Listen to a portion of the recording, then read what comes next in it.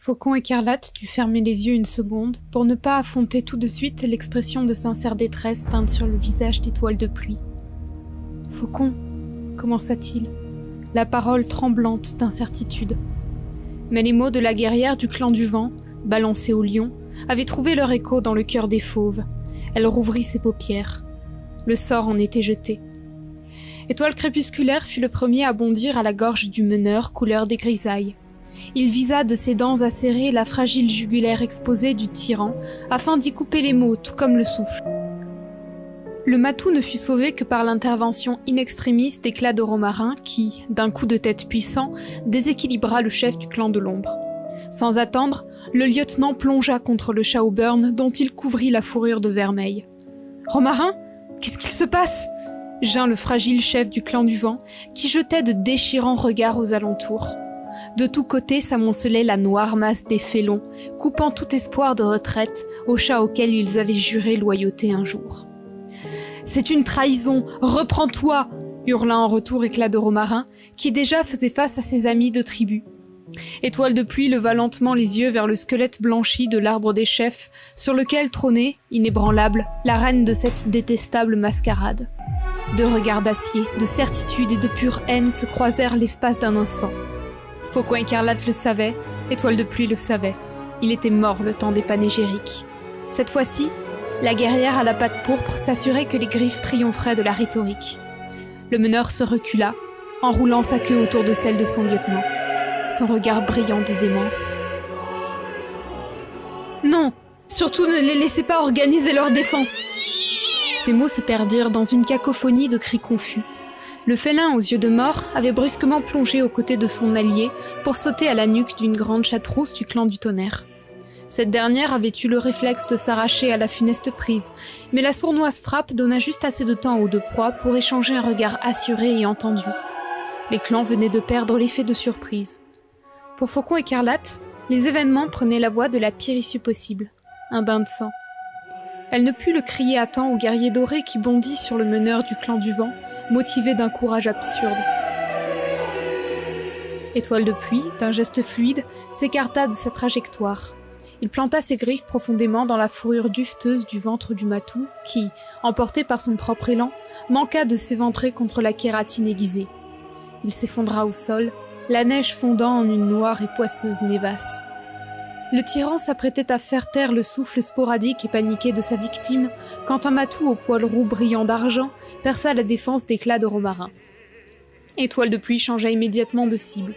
Rapidement, il parvint à prendre le dessus face au solide matou du clan de l'ombre, qui malheureusement ne savait où donner de la tête, rendu confus par les pas complexes et imprévisibles de son ennemi.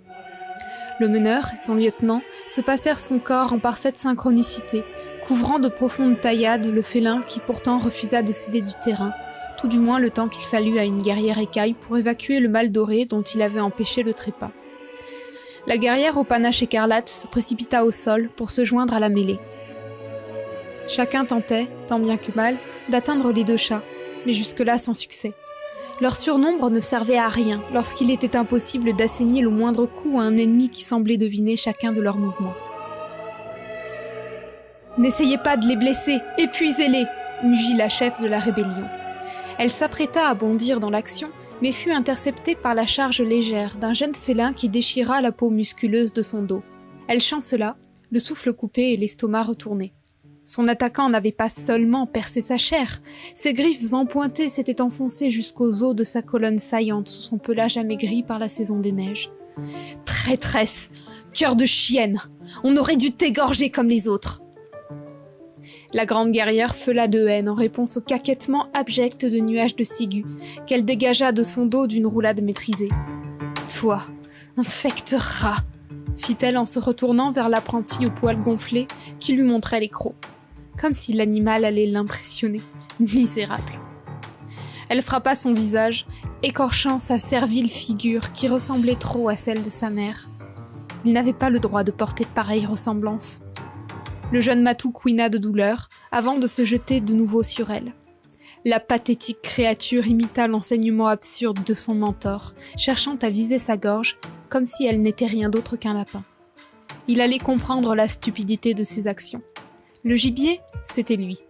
La femelle le repoussa sans effort, l'envoyant s'écraser plus loin. Elle s'approcha lentement, les canines dévoilées. Le novice ne comprit même pas l'imminence de sa perte. Il l'aurait attaqué si une voix tempétueuse n'avait pas clamé inopinément. « Ciguë, arrête! Toi et les autres apprentis, allez chercher de l'aide !» Étoile de pluie bondit entre la traîtresse et son apprenti, les babines dégoulinantes d'écarlate. « Je ne partirai pas !» s'exclama le jeune chat.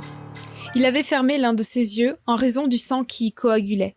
Sa posture n'avait rien de stable, désarçonné qu'il était par la violente bourrade de la grande guerrière.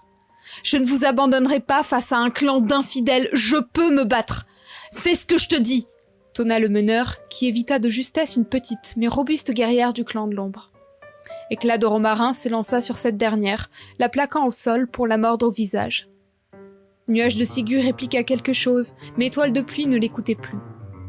Un grand matou tigré aux oreilles tombantes venait de lui déchirer l'échine d'un coup de dent. Faucon écarlate tâcha de profiter de cette ouverture inopinée, joignant ses forces à celles de Sursaut de Genêt, l'un des vétérans de son clan. « Va-t'en !» hurla le tyran, ployant sous le poids des deux chats. La guerrière plongea ses crocs contre la nuque hérissée de celui qu'elle nomma un jour son chef, jusqu'à y sentir son pouls contre ses gencives. Au moment où elle crut possible de mettre fin à ce massacre, elle sentit son père l'arracher violemment à sa prise. Elle s'écrasa, cage thoracique la première, contre l'une des nombreuses racines encore visibles du grand arbre. Une douleur fulgurante traversa sa poitrine, tandis qu'une gerbe de sang s'échappa de sa bouche. Sa tête tournait. Nuage de Ciguë s'échappait-il ou s'approchait-il pour la tuer comme gorge de faisan ? Elle tenta de se redresser. Le jeune matou slaloma entre les guerriers, hurlant « Apprenti du clan du vent, allons chercher des renforts au camp !» Empêchez-les de part. La femelle fut coupée par une nouvelle quinte de toux, qui la rapprocha un peu plus des étoiles. « De partir !» se força-t-elle à conclure, vacillante. Le monde autour d'elle semblait dégouliner de haine. Ses sens la trahissaient, sa vision se troublait, son équilibre était précaire. Ses oreilles sifflaient, et sa truffe, tout comme sa bouche, ne goûtait que l'infecte puanteur métallique du sang. Elle aperçut Nuage de Ciguë courir aux côtés de Nuage de Perce-Oreille, tous deux poursuivis par une guerrière du clan du tonnerre à l'air méchant, ainsi que Nuage de Pleurote, aux prises avec Poitrine d'écureuil et Nuage de Lavande. L'espace d'un instant, la meneuse des rebelles crut que la large femelle rousse avait été gravement blessée au poitrail, car sa fourrure, d'ordinaire si épaisse, lui collait à la peau. Elle n'eut pas le temps de poursuivre son inspection plus longtemps. Pelage sauvage du clan du tonnerre, ainsi que tourbière de phasmes et cris de panthère, de jeunes guerriers du clan de l'ombre, accouraient au renfort de la guerrière et de l'apprenti guérisseur, mettant en déroute le vicieux novice mordoré. Une question traversa soudain l'esprit de Faucon écarlate. Où était Nuage de Marcassin ? La petite femelle ne savait pas se battre ? Ô clan des étoiles, faites qu'elle n'ait pas eu la bêtise de s'attaquer à plus fort qu'elle. La grande femelle s'ébroua, finissant de cracher le sang qui obstruait sa gorge, avant de partir à la recherche de la frêle Minette. Elle n'arrivait même plus à voir Étoile de pluie et éclat de romarin, tant il y avait de chats massés autour d'eux. Mais aux cris de douleur et de rage, les deux mâles devaient encore tenir leur position. Combien de temps s'était écoulé depuis le début de l'attaque ? Quelques instants ? Ou bien la lune avait-elle eu le temps d'entamer sa lente descente vers l'aurore ? Ciguë, Pleurote, Perce-Oreille, ne me laissez pas toute seule ! Alerté par le faible pleur de la petite chatte écaille de tortue, Faucon écarlate parvint à l'apercevoir, plaquée au sol, les yeux brillants de terreur, perdue dans la cohue féline. Qu'est-ce qu'elle fabriquait ? Elle avait l'attitude du chaton devant les yeux lumineux d'un monstre incapable de bouger. À chaque instant, elle manquait de se faire piétiner par les adultes qui ne prenaient pas garde à sa frêle figure. Faucon Écarlate fit son possible pour oublier l'engourdissement dangereux de ses membres et se frayer un chemin vers le minuscule tas de fourrure tremblotant. Avant qu'elle ne pût l'atteindre, il y eut soudainement un grand cri de guerre. « Ça, c'est pour vol de criquet !» Et Nuage de Marcassin disparut dans un mouvement de foule aussi impressionnant qu'il ne fut soudain. Fragrance de Centauré, une vétérane du clan du vent, venait de se jeter sur Étoile de pluie. La guerrière, à bout de force, ne put qu'apercevoir brièvement le regard désespéré que le lieutenant et son chef s'échangèrent avant que ce dernier ne soit emporté par la masse de fourrure sombre. Fragrance de Centauré s'était servi de son propre poids pour faire rouler sur plusieurs mètres le matou bleuté. Par cet acte conduit de folie, elle avait exposé sa vie au tyran, qui n'hésita pas une seconde à saisir sa gorge entre ses puissantes mâchoires, jusqu'à ce que sa tête tombe sur le côté, ballante. Cependant, la combattante avait accompli quelque chose d'immensément important. Elle venait de séparer Éclat de Romarin et Étoile de pluie. Leur défense était tombée. « Ne les laissez pas se rapprocher !» rugit un matou du clan du tonnerre, au pelage noir de jet. « Patte d'Andrenne, Croc de Louve, Frima nocturne, au tonnerre couchant. Frêne valeureux, cerf de chouette, sursaut de genêt. Bloquez la rivière levante, nuée ardente, fragrance de Centauré est à terre. » Le chef déchu tourna vivement sa tête, ses yeux brillants de la terreur d'une proie interrompue dans son repas. Il fit un bond dans la direction opposée, évitant de justesse la serre aiguisée d'un vétéran argenté du clan du tonnerre. « Il va essayer de fuir, resserrez les rangs !» hurla de nouveau le mâle sombre. Étoile de pluie lui lança un regard haineux, échappant d'une roulade à sursaut de genêt. Autour de lui, toujours plus d'ennemis. « Faucon Écarlate !» La grande femelle qui jusque-là fixait la scène ne s'était pas sentie partir. Sa chute ne fut retenue que par le guerrier au pelage de jet qui d'un bond l'avait rejoint. « Comment tu te sens ?»« Ça va. Merci, poitrail noir. La douleur. Rien de plus. »« Tu peux continuer ?» s'enquit-il, fixant le regard troublé de la guerrière. « Je pense. On y va ensemble. » Ils échangèrent un hochement de tête entendu, avant de s'élancer vers le cercle de félins ceinturant le meneur déchu. Les iris s'injectaient de sang, le souffle court, ils continuaient d'éviter attaque après attaque, mais montraient des signes clairs d'épuisement. Ils se rapprochaient davantage de la bête enragée de désespoir que du félin suave et manipulateur qu'ils prétendaient être. Et bien souvent, le désespoir gagne des batailles. Alors même que les deux félins se joignaient au rang de leurs camarades, le fauve se jeta sur qui il pensait être le maillon faible de ses agresseurs, une petite femelle torbie du clan de l'ombre, visiblement très jeune.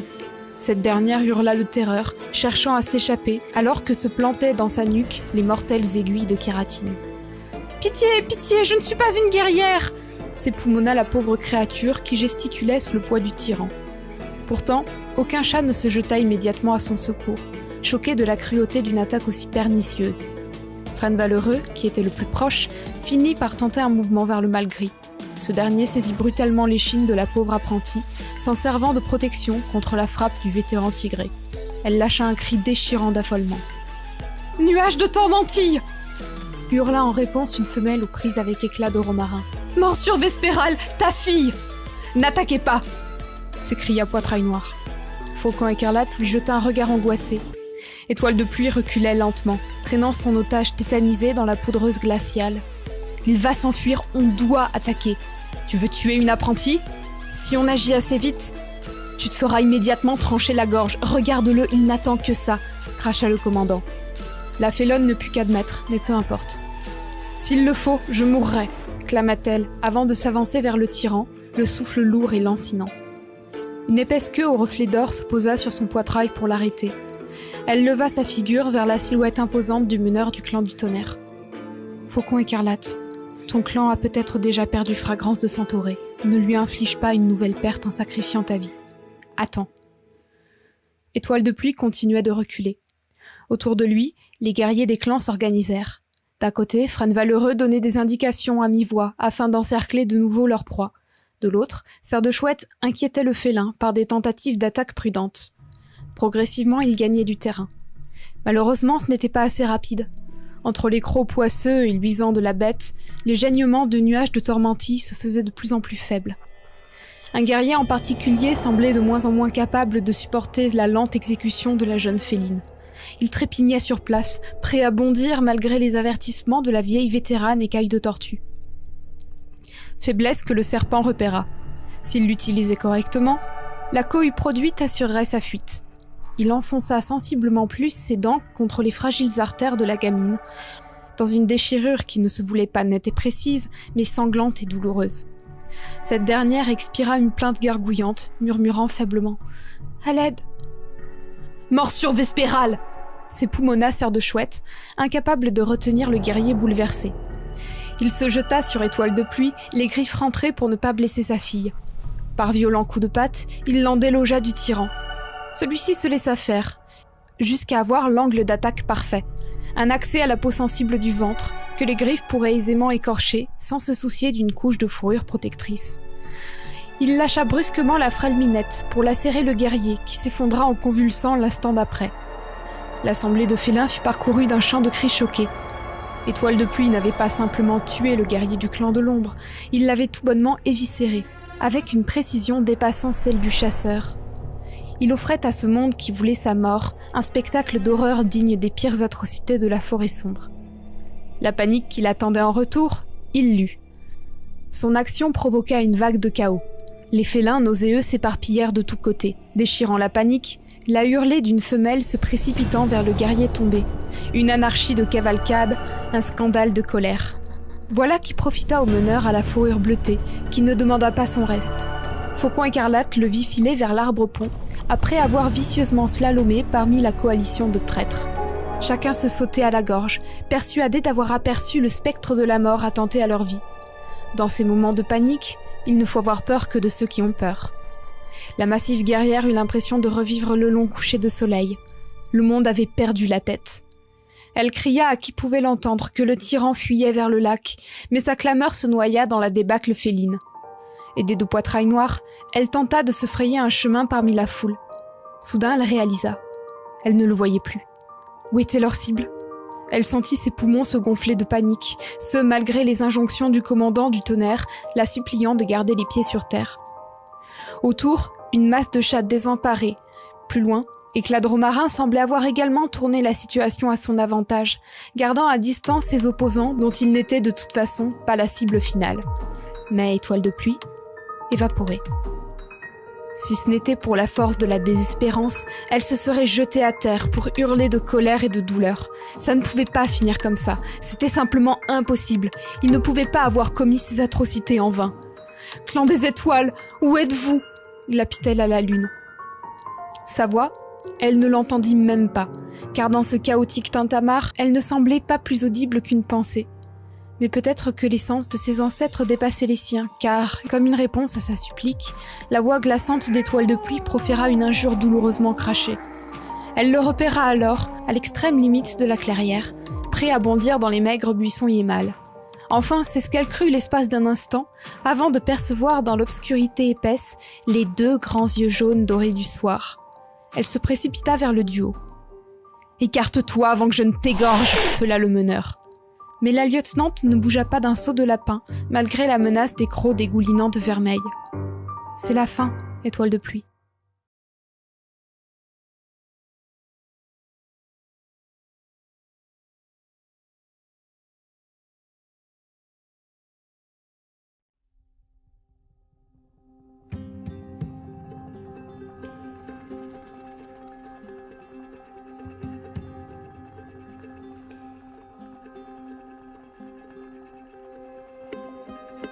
À la chasse aux lièvres, on ne réfléchit pas, Nuage écarlate. Ils sont plus endurants que toi. Cours sans t'arrêter, puis dès que tu le peux, bondis. Faucon écarlate planta ses griffes dans le dos du chef qui vociféra sa douleur. Quand tu l'auras saisi, maintiens-le à tout prix. Ils ont des pattes arrière robustes qui peuvent encore te briser la cage thoracique.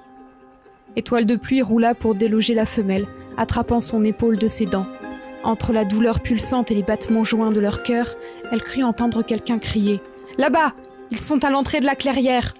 Suivi d'un « Je vous interdis de le toucher !» Surtout, ne laisse rien te perturber. Maintiens la prise. Les vaisseaux de son épaule éclatèrent en une gerbe pourpre, supporter la douleur, à tout prix. Elle sentit dans ses moustaches les pas d'aimant d'un chat à forte carrure accourant vers eux, puis résonna dans ses oreilles un cri de douleur terrible. Elle en connaissait la voix, Éclat de Romarin. Et à l'instant où il te montre sa gorge, tu frappes. Enfonce tes canines. Là, profondément. Tu trancheras la jugulaire, la trachée, et la mort sera rapide. Ne rate jamais ton occasion. La pression sur son épaule se relâcha. Étoile de pluie, d'une voix tremblante de désespoir, supplia « Non, laissez-le tranquille !» Il n'y a pas d'honneur dans la chasse, crois-moi. Couper la jugulaire, broyer la trachée, trancher les artères, arracher. Mais nous devons tuer pour manger. Tempête! Ou bien nous deviendrons nous-mêmes les proies. Le sang s'écoula en cascade dans la gorge asséchée de la guerrière. Elle s'écarta. D'autres félins bondissaient à présent sur le meneur déchu, couvrant son fragile corps, du même écarlate dégoulinant le long de sa patte avant droite. Allez, viens, nuage écarlate. Le clan sera fier de toi.